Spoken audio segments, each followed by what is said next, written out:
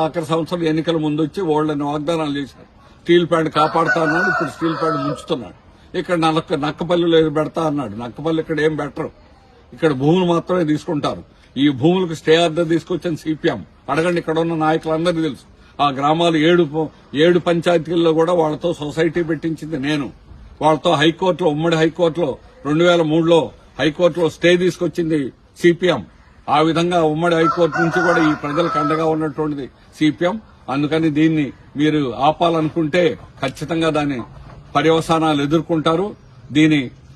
దీని యొక్క తర్వాత దీనికి జరిగినటువంటి నష్టాన్ని ఎవడు కూడా పూడ్చుకోలేనటువంటి పరిస్థితి వస్తుంది.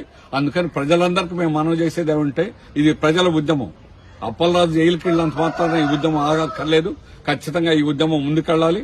దానికి అవసరమైనటువంటి సహకారం సంపూర్ణంగా సిపిఎం పార్టీ అందిస్తుంది.